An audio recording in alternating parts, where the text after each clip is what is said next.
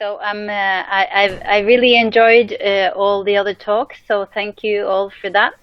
And now it's my turn to talk about fisheries, and more precisely, I will talk about fisheries in the fisheries management or fisheries governance, the governance of fisheries. So I assume that you don't know that much about fisheries governance as such, so I will start by presenting the general context and make sure that we all have the same platform before I go into how the fisheries context has changed over the years. And the role of institutions and social science. So we will now focus on the social aspects more than the natural issues, and finish with pointing out how climate change has affected or can affect fisheries management.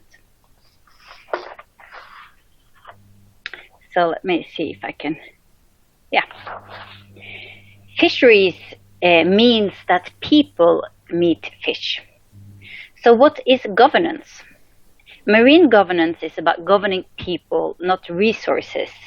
It is about regulating human behavior to control the impact that they have on nature.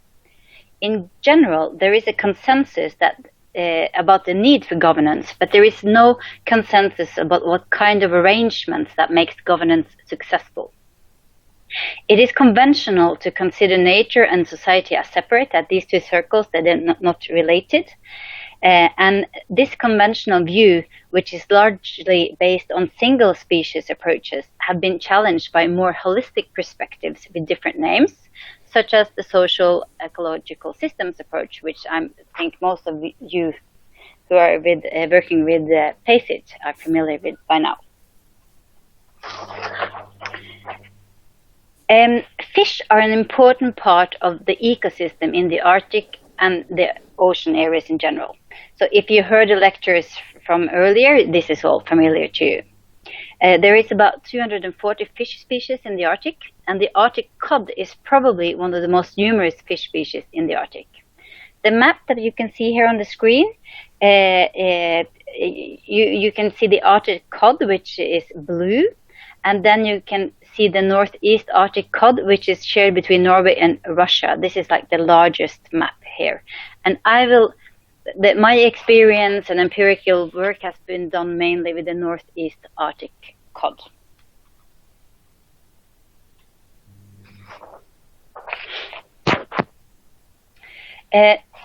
So the humans are key in this context, even if the region is sometimes talked about as if it's empty. Also when you see documents from institutions that are important. But there are more than 40 different ethnic groups living in the Arctic, and of course there are also the normal ethnic coastal communities as well. In Porsanger, which is one of the cases of FACEIT in the far north of Norway, there are 3 ethnic groups: the Norwegians, the Kvaner, and Sami. These are just some pictures to illustrate how these are pictures from Lofoten in the old days. You can see how many vessels there were, and then you have a picture from the more modern fleet showing that there is still fisheries, but they can catch the same amount of fish with more effective but less vessels.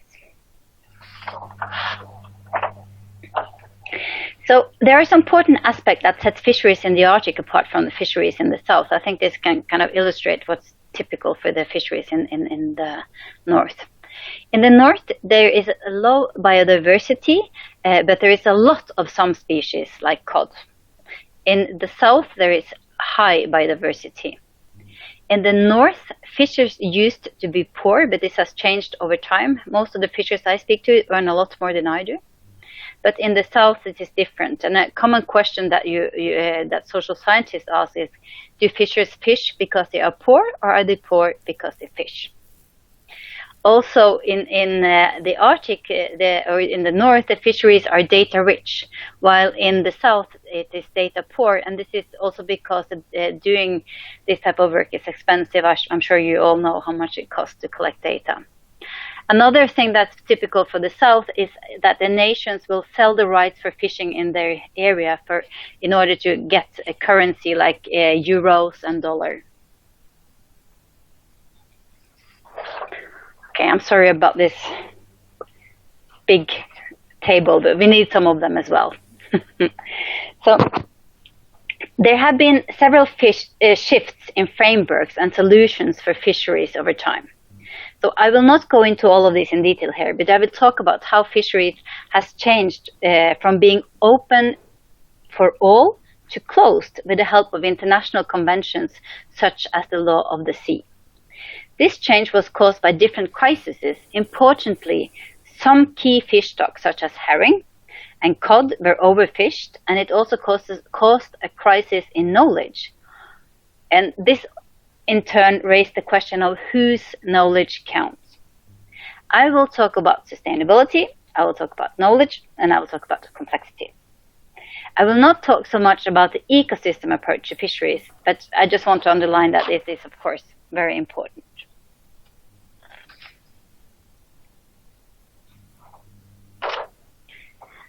Mare liberum. Let's start with that. For a long time, there was this general belief that overfishing was impossible. This quote from the British biologist Thomas Huxley illustrates it nicely, as he asserted that overfishing or permanent exhaustion was scientifically impossible, and stated that probably all the great sea fisheries are inexhaustible. And this was stated in the 1883, but the same type of statement was made as late as in 1964 by the Norwegian fisheries scientist Finn Devold. He claimed that overfishing was impossible, and he related all changes in catch to natural fluctuations. So next I will describe how the Mare Liberum collapsed and how we got a new system in place. So this figure, I just had to translate them in a hurry. Sorry about how they look. Yeah. So Huxley and others were proven exceptionally wrong when several stocks started to collapse in the North Atlantic in the 1980s. I'm sure you heard about it. This was the sustainability crisis in an environmental sense in terms of fish stocks. The cod collapsed all across the North Atlantic, and this was true in Newfoundland, in Norway, in Russia, Iceland, and the Faroe Islands. This collapse led to a restructuring, or several restructuring processes that affected coastal communities immensely. And it's important to note that this is about so much more than economy. It's about the activities, it's about the culture and the tradition, the identity of the coastal community that was threatened. And these are also the type of effects that are key to our project.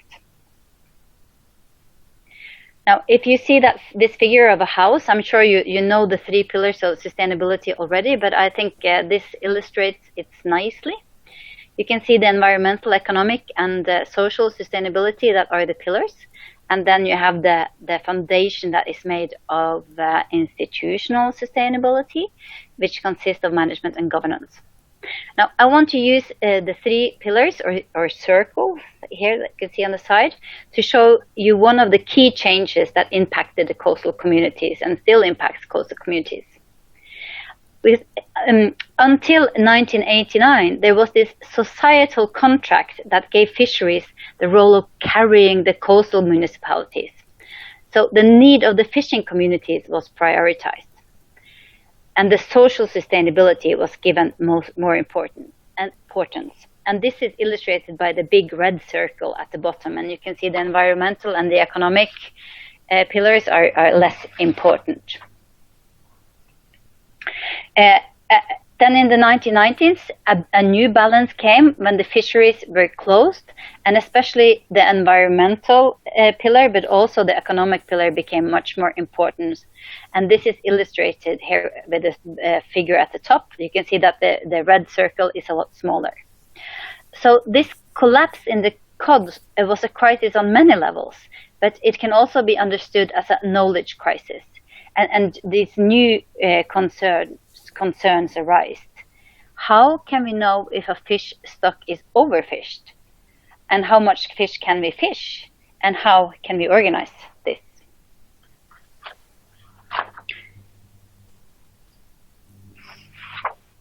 I don't know if this model is familiar to you, but I'll go through it quickly. So let me just like zoom in and take this myopic view on the system in place for fisheries management. And the development of the Gordon-Sheffer model has been key to solve the question of overfishing. I won't go into it in much detail, but this is the model of a single stock bioeconomic model that is key for producing a total allowable catch. And this is what is used for most fish stocks of economic importance. And the total allowable catch, or TAC, for cod is produced by the International Council for the Exploration of the Sea, the ICS. So the Gordon-Sheffer model, it assumes the possibility of overfishing, and as we have seen, that wasn't always so. And it assumes that there will be a suboptimal utilization when there is open access, and that government intervention is necessary to solve the problem of overfishing. You need regulation or privatization, and the solution is a TAC, and sometimes the TAC is divided into individual transferable quotas. So today we take this system for granted, more or less, but it has affected the relations between fishermen and scientists very much. I don't know if this was the case in Germany and everywhere else, but in Norway there used to be like forecasts on the radio, like weather forecasts, predicting where the fishermen should go to catch as much fish as possible. So now with this new way of thinking, the role of the scientist became that to protect the fish from the fishermen, and that really has affected the relationship between scientists and fishers.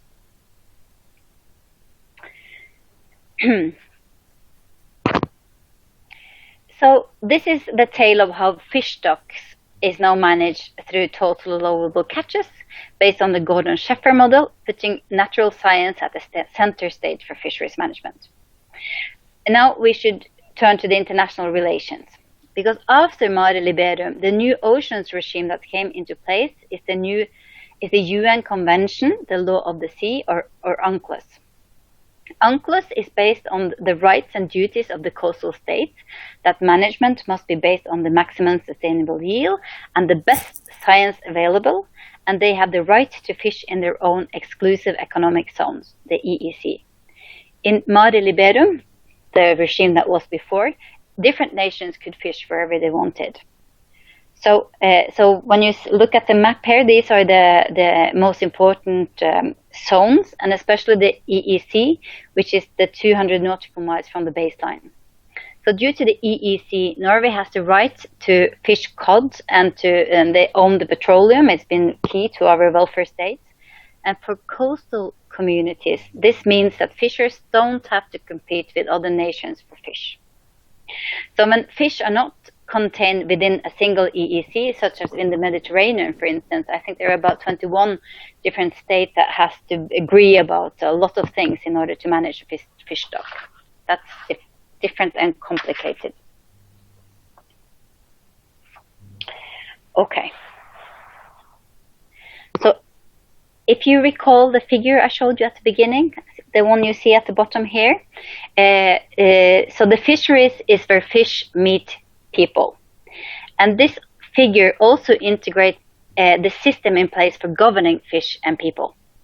So the governing system on top, this is social, and it is made up of institutions and steering mechanisms, such as organizations, legal rules, and economic incentives.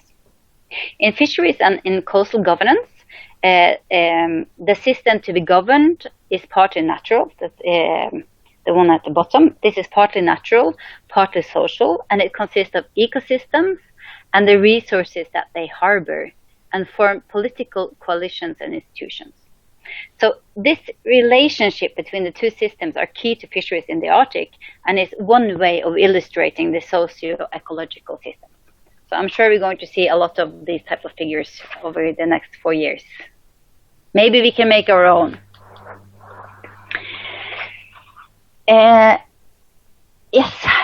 So over the years, we can point to 3 different waves of social science and how this has developed.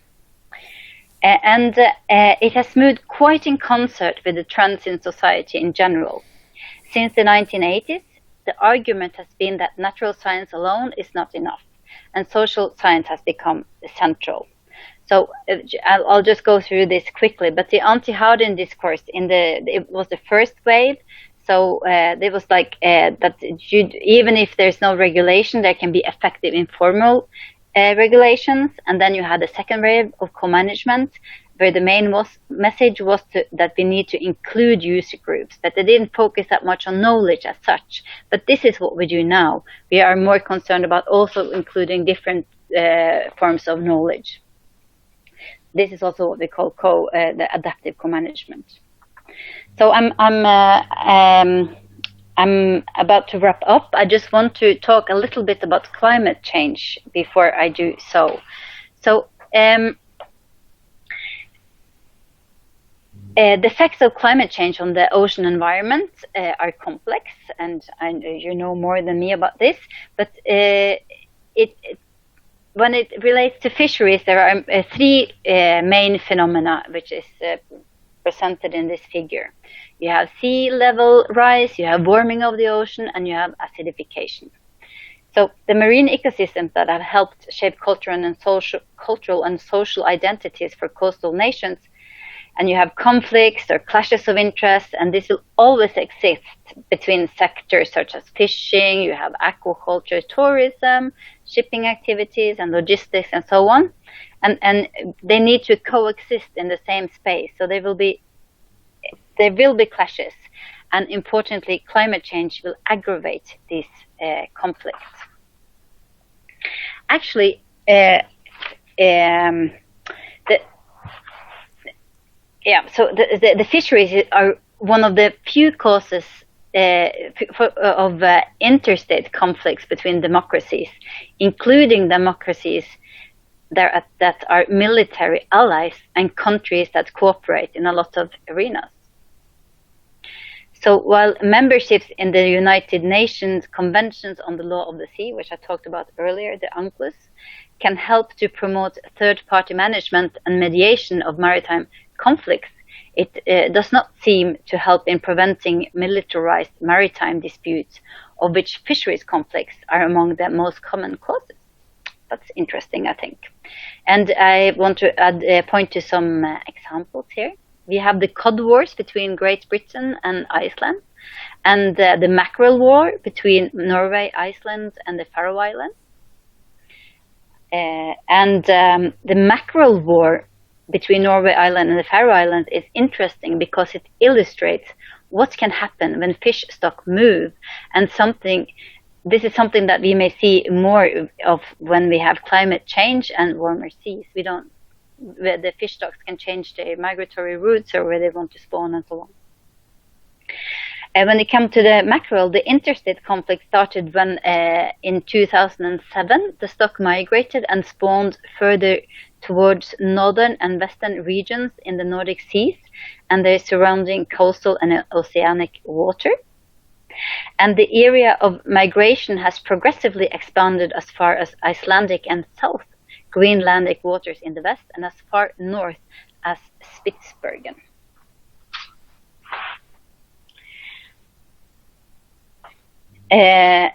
Yes, so I think one other thing I want to add about this is that how we relate to how society relates to science in this context, because what we see in this interstate conflicts is that actually the research on climate change was doubted by the states, and it was used strategically to legitimize resource claims. And from this we see that the fisheries regime needs stricter and more consistent rules regarding how to handle dramatic changes in migratory patterns, and also what we do in FACE-IT to predict and adapt to climate change, including the human dimension. This can be very important for how the Arctic will look in the future, but it also, I think we must also relate to how research may be used politically and strategically to legitimize resource claims. and I think that's an interesting aspect of what we are doing in our project. So, thank you very much for listening